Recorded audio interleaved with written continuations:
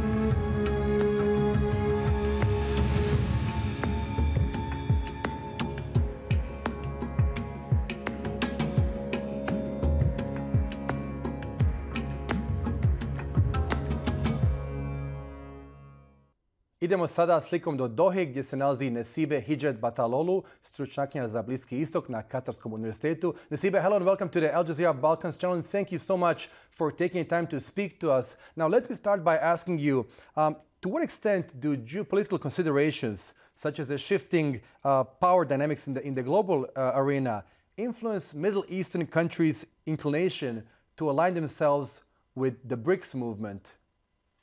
Well, first of all, thank you for having me. I will say to an important extent, this shifting geopolitical dynamics pushes Middle Eastern countries towards aligning themselves with the global South. In a sense, the world we know is no longer exist in terms of power relations, absolute dominance of certain institutions and norms, and material and ideational structures that have been taken for granted for a long time.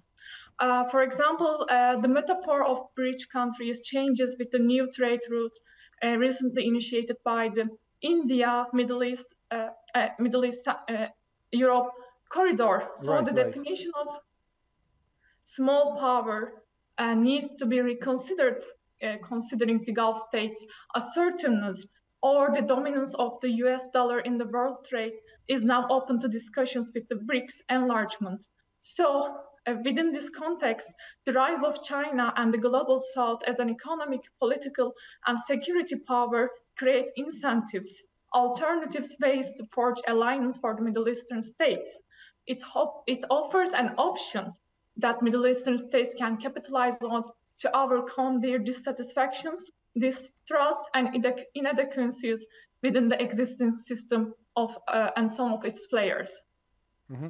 Now, how does the economic diversification of Middle Eastern nations correlate with their aspirations to forge closer ties with BRICS, particularly in light of the group's robust emerging markets? Well, I think it is fair to say that the economy is the linchpin for all newly invited Middle Eastern countries to join BRICS, despite their different interests and concerns in this field. When we talk about economic diversification strategy, two Gulf states comes to the fore, Saudi Arabia and the UAE, and their national visions, economic growth targets, trade and investment plans, and their logistics require a closer cooperation with BRICS countries, particularly with the heavyweights like China, India, and to some extent Russia. On the other hand, there are some emerging opportunities with African and Latin American countries such as food security.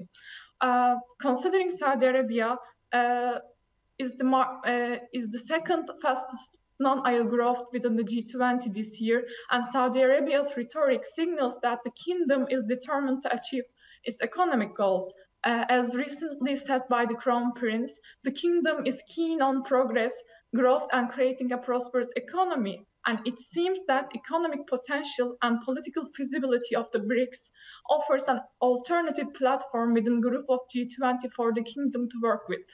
Regarding the UAE is an important partner for BRICS countries, and China and India are the top import and export partners for the Emirates. The bloc and its members offers incentives, for example, for United Arab Emirates to join new development bank launched by the BRICS in 2021, and its co-investment opportunities increase the Emirates market access to BRICS countries and therefore enhances its economic diversification plans. Mm-hmm. Now, let's put it in very simple terms. How do you make sense of the fact that two countries which have been traditional U.S. allies, the United Arab Emirates and Saudi Arabia, are now slowly edging closer towards China? Why now? Why are they turning their backs towards the U.S.?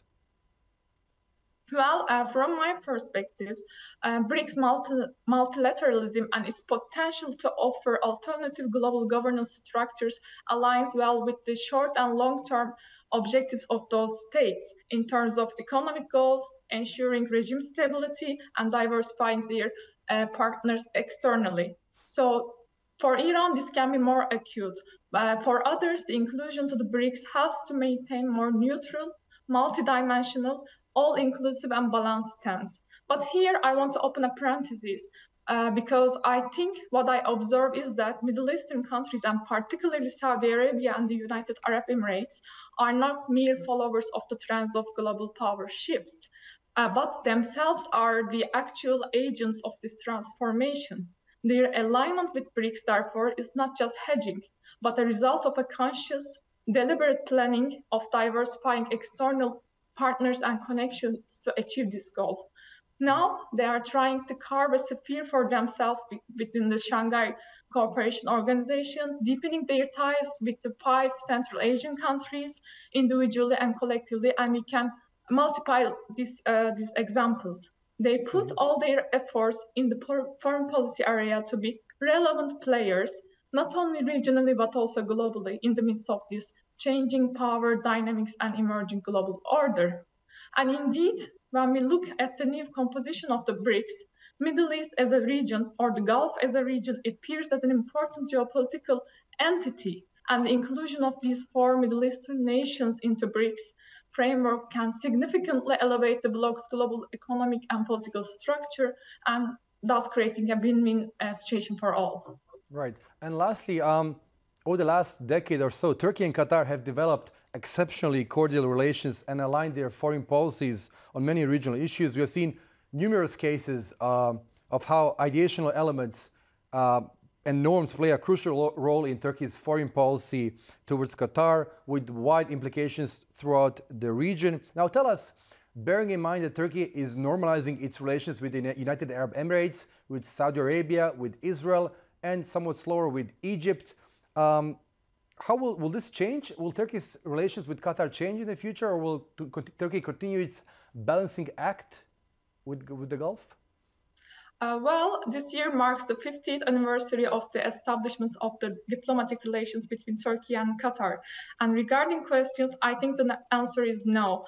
The dynamics and the foundations of this partnership is strong, and it's not easily affected by the other shifts in the region. And it isn't a zero-sum game for Turkey or Qatar, having developed the relationship with the other actors in the region. So in this regard, I don't expect any downgrade of the relations between the two states in the long term or the short term.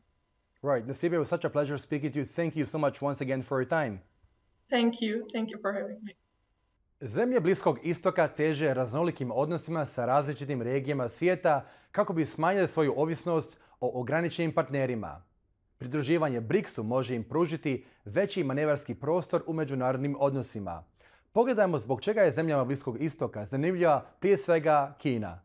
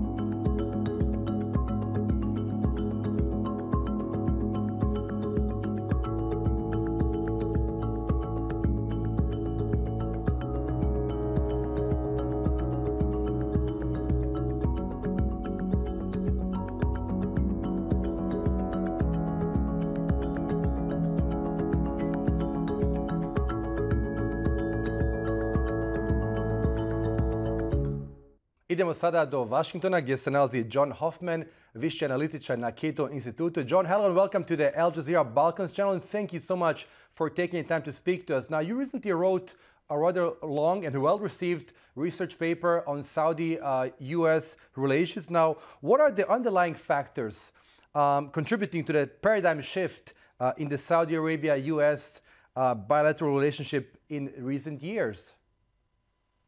So first, thank you for having me on, Haroon. Regarding the paradigm shift, I think that despite a lot of talk of this, some sort of tectonic shift in the U.S.-Saudi relationship taking place, ties between Washington and Riyadh have actually remained rather consistent. The U.S. remains the effective security guarantor of Saudi Arabia, continues to shower the kingdom with advanced weaponry, maintains its military basings in the country, and so on.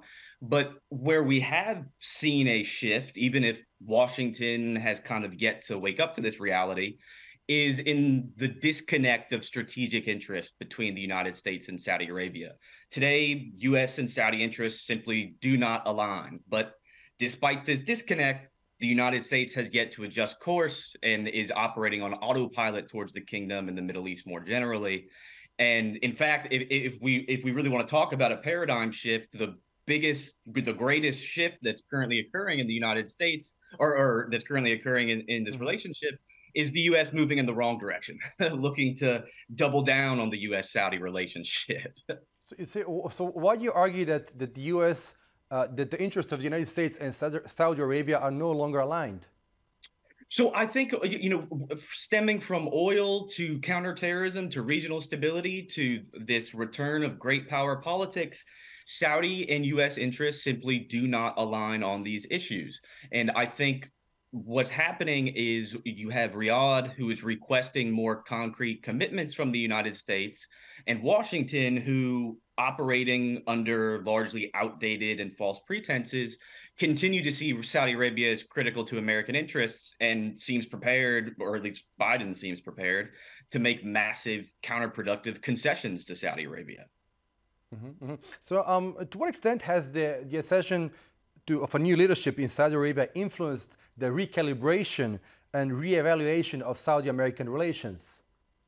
So new leadership in Saudi has impacted the relationship dramatically. The rise of Mohammed bin Salman is arguably ushered in one of the most significant shifts in Saudi history.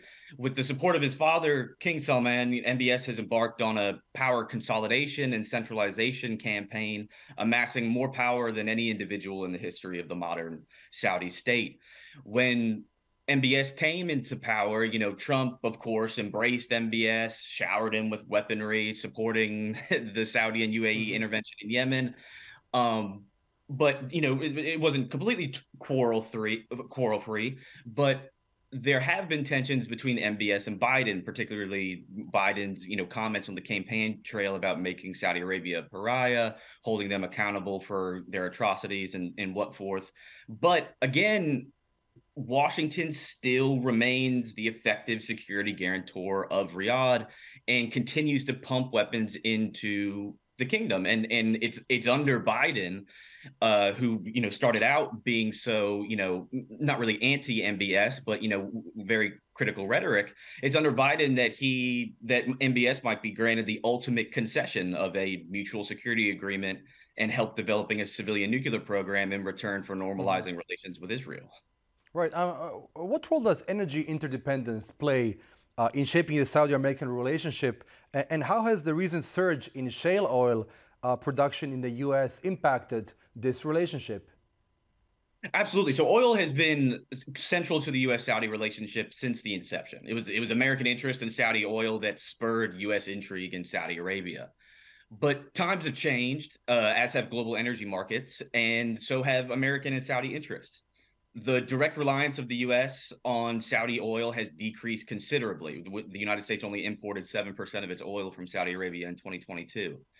Still, this doesn't insulate the United States from the policies of Persian Gulf states. The price of oil, being a global fungible commodity, will always be impacted by supply and demand.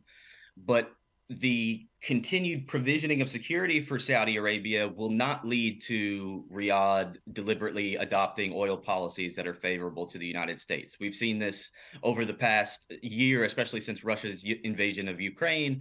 Saudi Arabia is going to pursue oil policies according to the interests of Saudi Arabia. They need high oil prices for these grand domestic projects. And what we see is, in what the report that you mentioned highlights, is the United States is effectively underwriting the security of Saudi Arabia while getting nothing in return on oil. Right. For many, many years, the U.S. has been a pioneer in promoting democratic values and human rights throughout the world, especially in the Middle East. But in what ways have human rights concerns and the promotion of democratic values influence this U.S.-Saudi relationship, and how does this impact collaborative efforts on regional stability in the Middle East? So first, I would say human rights concerns and the promotion of democratic values have only ever existed at the rhetorical level in the U.S.-Saudi relationship. Not so much in practice. Yeah, exactly. We saw this clearly with Biden. He talked a big game on the campaign trail, but when he gets into office, his policies are rooted in continuity, not change.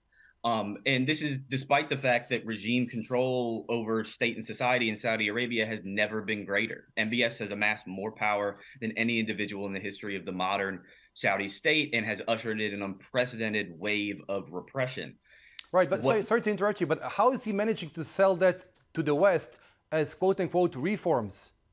Absolutely. So Mohammed bin Salman and his allies and those in the West supportive of Mohammed bin Salman have constructed this cult of personality around MBS, where he's presented as this reformer, enlightened crown prince. But when in actuality, what we're seeing is, yes, some social reforms. There are concerts in Saudi Arabia. Women can drive. But again, regime control over politics, economics, and society within Saudi Arabia has never been greater. So this is the paradox of Saudi Arabia's quote-unquote reformer crown prince. While strangleholding politics, economics, and society in Saudi Arabia, he has loosened certain social restrictions, but this does not equate to liberalization. This does not equate to democratization at all. Right, so pretty much like the case in the United Arab Emirates, where the ruling monarch will provide social liberties to his subjects, quote unquote, but keep politics and human rights and the media under his full control. But let me ask you finally, we've seen over the last couple of years traditional U.S. allies such as the UAE, Bahrain, and Saudi Arabia increasingly gravitating towards Beijing. There is some talk of Beijing even. We've seen the sales of arms increase significantly. There's some talk of China being interested in opening a military facility in the Emirates. How exactly do you make sense of that? So, of course, so I think as this vision of great power politics has come back to dominate, U.S. foreign policy in the Middle East, as well as U.S. foreign policy in general, I think what's happening right now is you see Russian and Chinese, expanding footprints in the region. There are different scales to which people actually assess this as a threat to the United States. I don't see it as such, but you see Biden and his team scrambling over the past couple of years, trying to preserve the status quo and buttress the U.S.-Saudi relationship or the U.S.-UAE relationship, because out of fear of losing relative to Russia or China. And the biggest point that I always stress when it comes to great power politics in the Middle East is we should expect states in the region to position themselves to best cultivate fears in Washington of losing influence relative to Moscow or Beijing in the hopes of gaining massive concessions from the United States. And that's precisely what we're seeing. We're seeing outreach to Russia and China as a way to pressure the United States. Right. John Hoffman, it was a pleasure speaking to you. Thank you so much once again for your time. No, absolutely, Haroon. Thank you for having me on. Poštovani gledalci, iz Vašingtona nam se uključio John Hoffman, viši analitičar na Cato institutu. Poštovani gledalci, bilo je to sve u ovom izdanju emisije Granice istoka. Ako ste propustili bilo koji dio, emisiju možete pregledati na našoj web stranici balkans.aljazeera.net. Hvala na pažnji.